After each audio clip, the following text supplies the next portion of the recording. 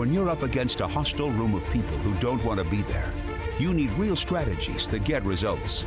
Welcome to From Hostage to Hero, the show that gives you practical advice you can use right now in the courtroom, boardroom, or classroom. Learn how to move your unwilling audience to one that is invested in what you're saying, eager to participate, and engaged in the process. Learn from the attorney whisperer herself, your host, Sari Delamotte. Well, welcome. As promised, I'm going to read another review because I know that's why you come here, right? It's to hear me read the reviews. Well, you may come here because if you know that you left one, you want to hear me say it. So I love this one. It's from Monty44. Fresh and helpful content, 5 stars. Here's the thing about this podcast. I love the start. I'm not great at listening to them regularly, but when I listen to it, it always, all caps, applies to something I'm dealing with that very day. Why plan it that way? This is how relevant this content is. Without fail, it applies. For example, I was struggling to encourage a colleague and Sari's podcast to the rescue with how to overcome not good enough syndrome. Perfect timing and great content. See episode 244, people. Not only is it relevant always, it's fresh and entertaining. Listening to Sari is fun. It's not school, but I'm learning. It's also challenging in a great way. Challenge to consider mindset, a challenge to have fun, a challenge to the idea lawyer work is boring. Highly recommend. Unless you're my opposing counsel, in which case this podcast is terrible. Love it. Love it. Love it. Thank you. Thank you for reviewing. If you have not reviewed the podcast yet, you can do so wherever you listen to your podcast. Today, we're talking about the power of contrast. You know, we are doing this call in the H2H Playground. If you, again, don't know what the H2H Playground is, it's where we go and we play with all of these things, and we're having such a fucking good time doing it. I just have to say. And so we have 3 calls a week, people, and none of them are mandatory. So if you're like, oh my God, I could never do that. No one can ever do that, although there are people in there that try. They almost show up to all the calls. But most calls are just an hour, and we have 3 a week. And like every Tuesday, we have a case roundtable. We have trial in 30 days every month, so people can get ready for trial. We have my presentation skills. We have voir dire skills. We have practice management, all the things. But one of the calls that we have is called Expanding the Method. And it's for our legacy members, people who have been in for a year or more. And what we're looking at is how to expand the method. For example, I don't have a method on how to do a cause challenge, for example, because it's not like the thing that I'm really all about, but I know that they're necessary. And so we're taking it to the streets. No, we're taking it to our legacy members and saying, how do you do it? What's the H2H way to do it? Can you imagine, by the way, I'm just going to give myself a shout out as I take off this because menopause, I'm so warm.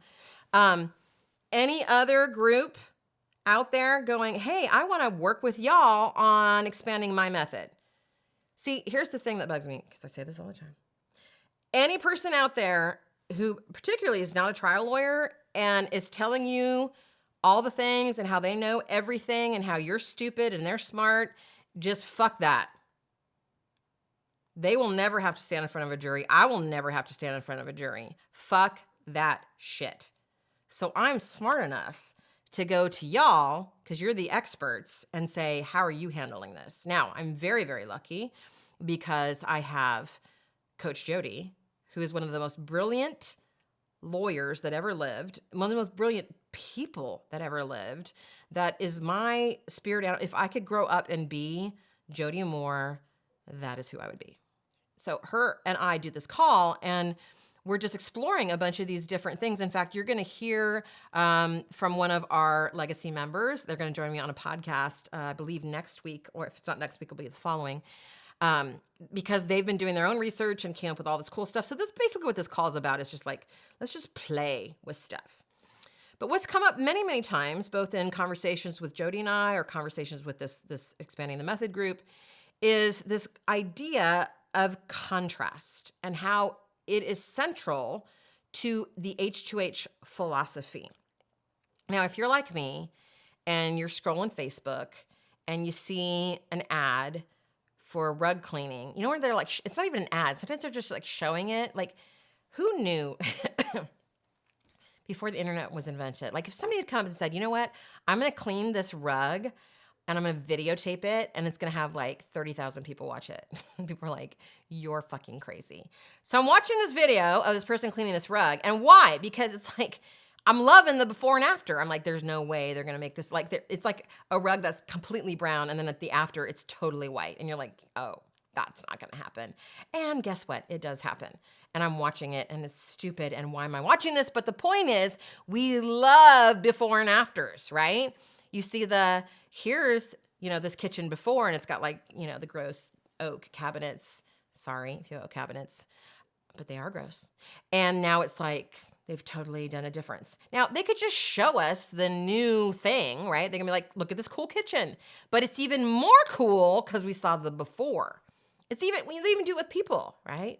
I mean, have you seen those ones where like, here's this homeless man, he came in from the street and his hair is all matted and whatever, and they like shave him and cut his hair and put new clothes on, and he looks like a model. You seen that one? Right? We love contrast before and after. I was Googling contrast. I was like, why is contrast important? Because these are the silly things that I Google, but I get cool stuff. And of course, art stuff came up, or graphic design. And one of the things that it said, contrast or color contrast is important because text and background colors can determine how people interact with the content that is written in those colors. I thought, oh, it can determine how people interact with blank. I love that. That's exactly what contrast does in the H2H world, which I'm going to explain in a minute. Another one said, contrast is important because contrast is perspective. This is talking about music now. That's not just for music, that's for everything. It's even why we have two eyes and ears, so we can have better perspective through the contrast of slightly different sensory input. Oh, I just thought that was incredible. My mother, this person said, had a small leaded glass that sat on the bathroom windowsill when I was a kid. It had a poem about a rainbow on it. If all were rain and never sun, no bow could span the hill. But if all were sun and never rain, there'd be no rainbow still. And it's so true when people say, how can you live in the Pacific Northwest? It's so beautiful, you should faint from the beauty. No, that's not what they say. They say, it rains so much. And it does rain here a lot. And I say, yeah, but when the sun comes out, it's like magical because we don't see it all every day. It's just like the most beautiful thing that ever happened. Not to mention that I love being inside when I'm really raining outside. It's like cool, cozy, and coffee and all the things. So how does this apply to the H2H method? Well, it all started with, when I really thought about it and was outlining this podcast, the trial dialogue. That was like the first big contrast that came to mind, which I talk about in the book, and we still talk about it quite a bit in the crew, where voir dire and opening are two halves of a conversation, right? In that, in voir dire, we're asking questions, and in opening, we're answering them. Now, we're actually giving the jurors answers back to them, but in any case, we're saying, you were right. You had the right answer. In voir dire, we are listening, at least hopefully, and in opening, we're talking. And in voir dire, we are forming the group, and then we are leading the group in opening and beyond. And oftentimes even in voir dire, once the group forms. So it's this idea of contrast. Here's what we do in voir dire so that we can do this thing in opening. And if you're not doing this thing in voir dire, then you're missing out on this thing you can do in opening, which is great. And as you've heard me talk about, it's really important where you get the jurors to say in voir dire what it is that you are going to say in your opening. And it's not like manipulate, because again, y'all stand on the side of the right. So you're basically just having them tell you the principles that 99% of humans believe in. And then when the defense gets up and says, no, that is not true, or that's not how this works, or whatever, now they're arguing not with you, but with the jury themselves. And we love putting them in that position, quite frankly. So that contrast really started there. But as we started playing with this and looking at it, we started realizing this is everywhere. There's two sides to everything. Kevin can back me up on this because he'll say, you only think in black and white, right? Because I'm such a black and white thinker. And he's always like, gray, there's gray right here. I'm like, no, this or this. He's like, no, gray. Look at the gray. Okay. First place. I mean, there's many places, but I'm going to talk about 4 today. I know, 4. I'm sorry. Couldn't do 3. I'm doing 4. So the first one is good before bad. This is such a huge concept. In fact, we're really, really playing with it now in that expanding the call method. So, of course, I'm going to share it with you before it's fully formed. But we're realizing that nearly everything we do in the crew and in the method is good before bad. So think about the funnel. And if you don't know what a funnel is, it's our voir dire process of getting the jury to tell us what the principle is versus telling them what it is and asking if they agree. So the funnel has three main parts. It rarely ever goes exactly this way, but this is the structure. The first question is an experiential question. Who here has ever shared the road with a semi-truck? Who here has ever been hospitalized or knows someone who has? Who here is a parent or has ever had parents, right? That's a good one. We love that one, right? It's an experiential question.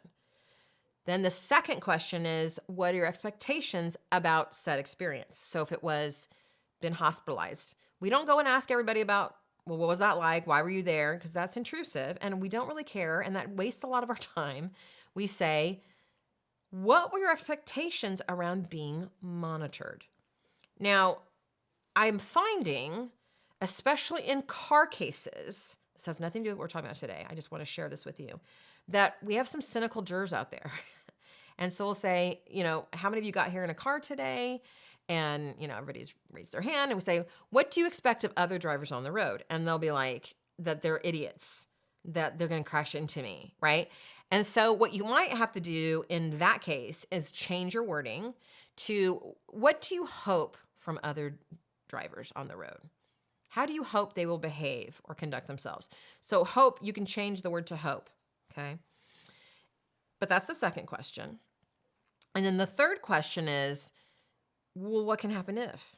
So if they say, well, I hope that they would obey the rules of the road, they would stop at stop signs, they wouldn't run red lights, you might say, well, what could happen if they did run a red light? And they will say, people could get hurt or killed, right? So that was probably the principle that we were going for, which is if someone runs a red light, people can be injured or killed. That's really a nice way to think about principles, if then. It's not always if then, but if this, then that, right? And if you go back to Rules of the Road, Rick Friedman, he talks about the difference between principles and rules. Principles are fundamental truth, where rules prescribe action. So notice how that doesn't prescribe action, doesn't say what someone should or shouldn't do. It just says a truth. If this happens, then that probably will happen. All right?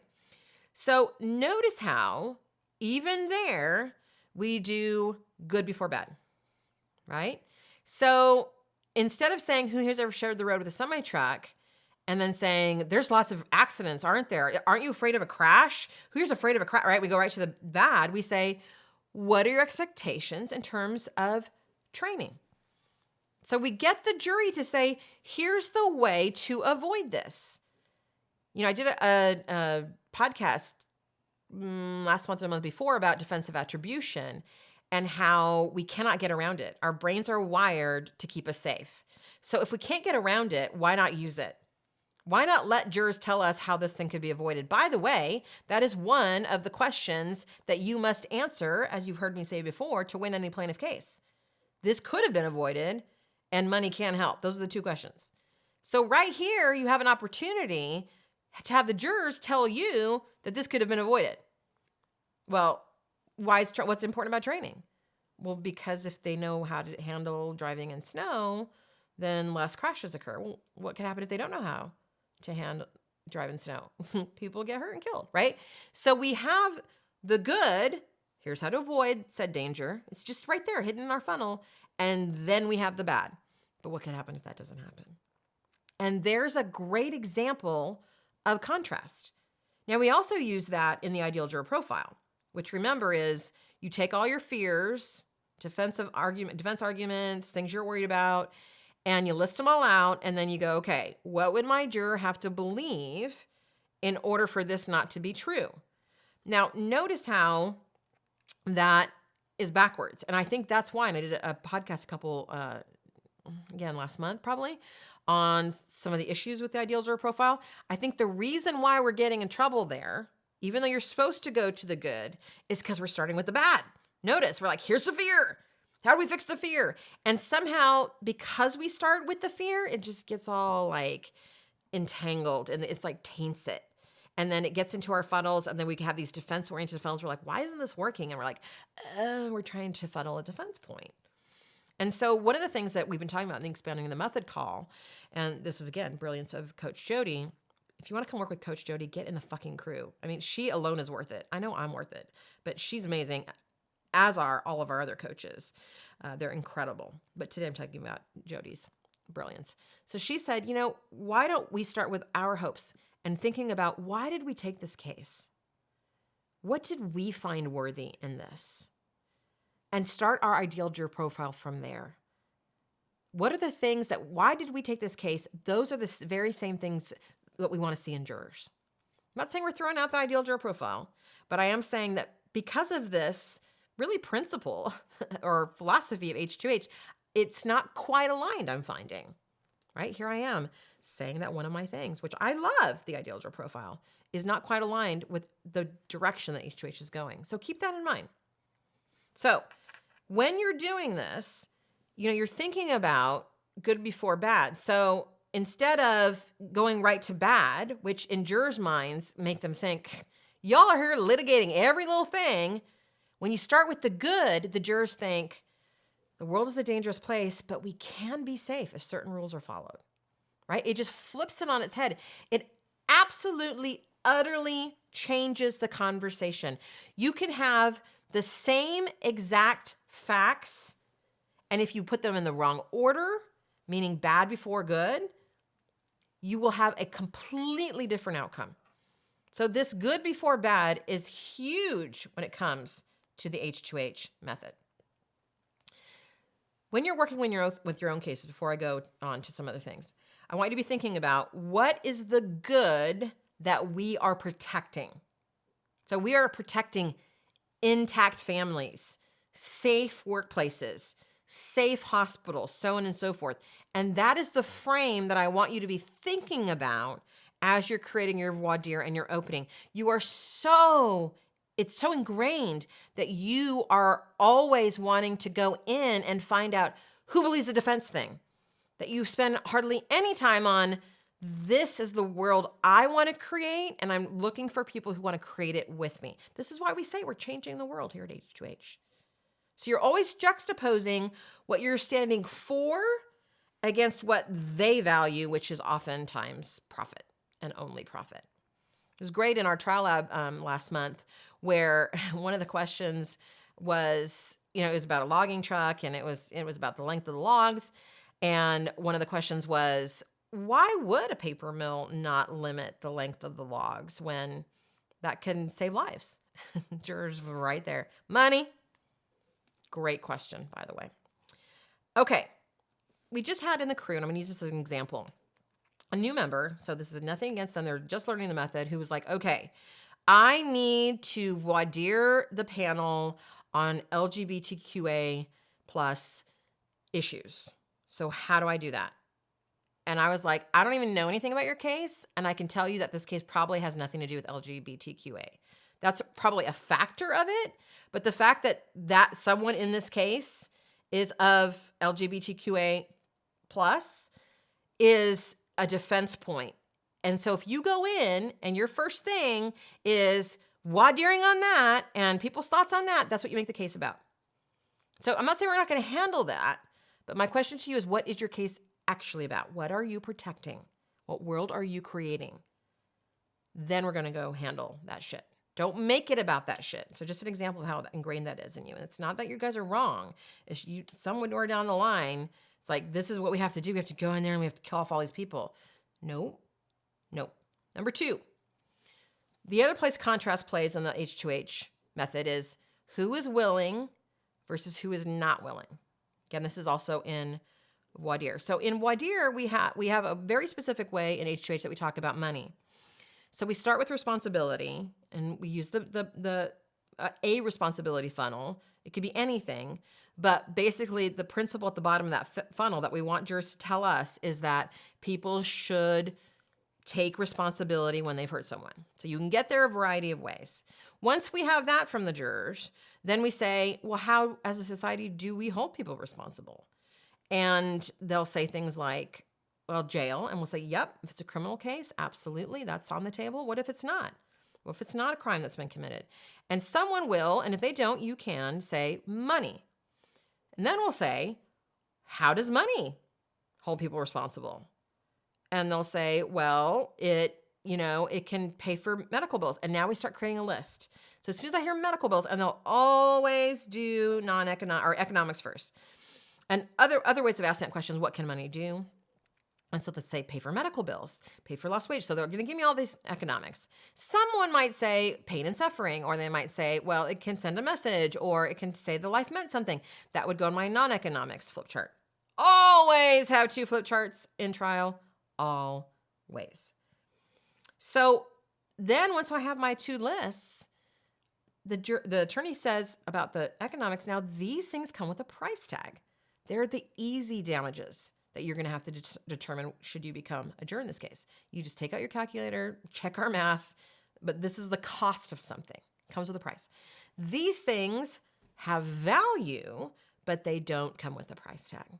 Now, before we talk about your job as jurors here, can I ask, what is something in your life that has value but doesn't come with a price tag? And then we go into what we call a resonant conversation. And so somebody raises their hand and they'll say, my family. And so you don't say, thank you, family, great. Who else? You say, your family. What do you love about your family? Well, we have these dinners every Sunday night and da-da-da-da. And yeah, what's your dish? And you just get into this conversation, right? And it's a great, beautiful thing. And you may be writing these up on your board, family, thank you. What else? We did this in our mock jury, and somebody said, walking in the woods. Walking in the woods. Tell me why walking in the woods is so important to you, and what's the value? Why do you value that so much? Well, because it just brings me peace. Da da da. So then we go back and we say, okay, now here's the bad news. These things that you guys have all shared with me are the very things that, should you become a juror in this case, you're going to have to put a price tag on. These things that don't come with a price tag but have value, you are going to have to put a price tag on these things. And that is hard. And when I say that, everybody comes out of the woodwork and says, don't tell them it's hard, Sari. And you know what? It is hard. So I'm going to tell them it's hard, because it is. It's the hardest thing that you have to do in your case when you value it. It's the hardest thing they're going to have to do as jurors. So then I turn to the jury, or the attorney turns to the jury and says, who here is willing to try? Now, I was sharing this with an attorney team once, and I said, now, people are going to raise their hands, and some people are not. Although I will find in many juries, when you've done this right, everybody raises their hand. I mean, everybody. It happened over and over again. Went in the trial lab this last time. And I asked this attorney team, who do you think you should call on? People who raised their hands or people who didn't raise their hands? And one of the attorneys, who is now in the crew, I think I totally bullied him into it, but said the people who didn't raise their hands. I'm like, no, we don't talk to the people who didn't raise their hands. You had this beautiful conversation. You're asking who's willing to do this very hard thing. People raise their hands to say, I'm willing.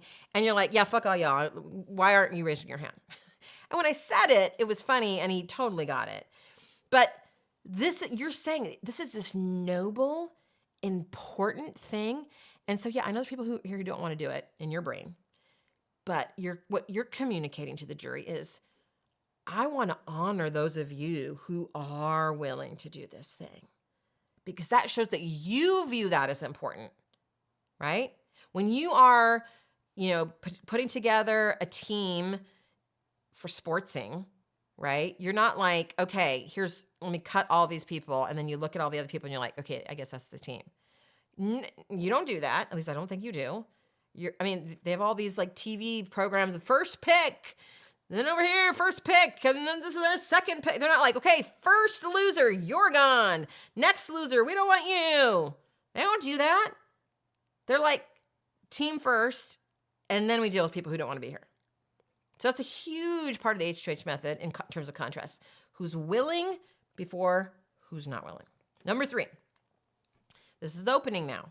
What should have happened comes before what did happen. I have tons of podcasts on this, so I'm not going to talk about this in detail.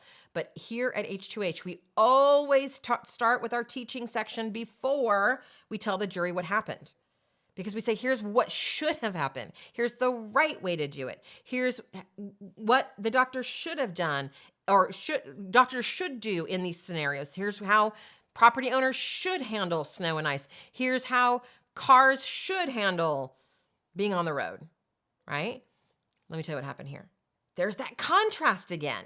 Because now you've heard me say, jurors cannot properly judge conduct without context. They need to know what's supposed to happen before you show them what did happen. And again, when you do it in that way, go back and listen to my podcast on the shit happens defense. This shows it could have been avoided. Because you're showing the jury, look, here's this way to avoid it. And you probably even did some avoid your stuff. So the jury's already told you it can be avoided. So you're going, look, you guys were so right. Here's how you avoid this. Now let me tell you what they did. And the juries are like, what the fuck? So always what should have happened before what did happen. That's a huge place of contrast. And in closing, and there's other places, but I'm only going to talk about these 4. We always tell, not always, because there's never an always in H2H. But in most cases, we tell 2 stories. 2 future stories. We tell the jury what is going to happen if they bring back a verdict in favor of our client. And we play that out. This is from Nick Rowley. He's like, here is what it looks like, jury, when you bring back a verdict. Here's how it changes this person's life. Here's how it changes the world, right? If we can get that in. Not in those words, but you know what I mean.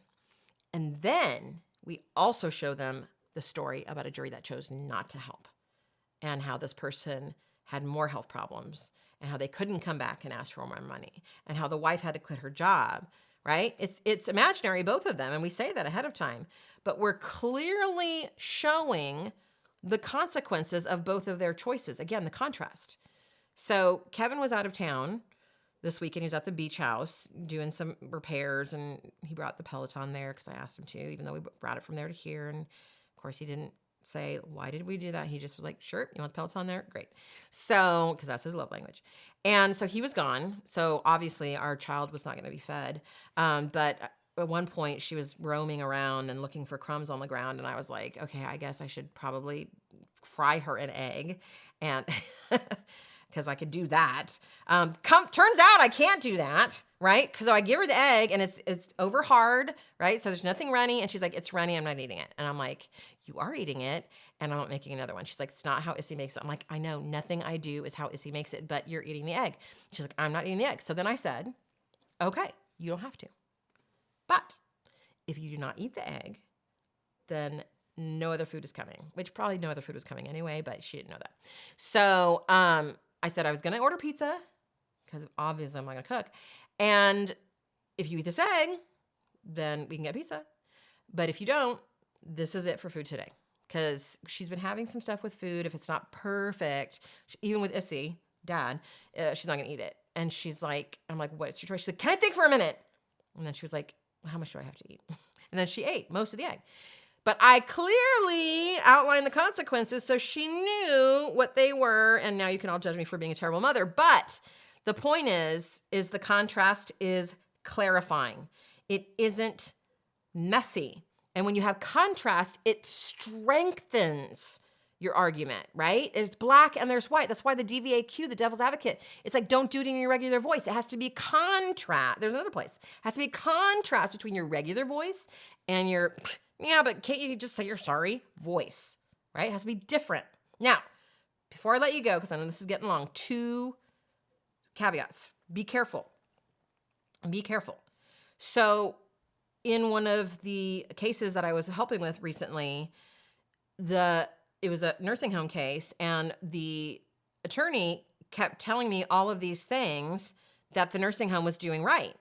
And so I stopped her. I'm like, why are you sharing with me all these things that the nursing home is doing right?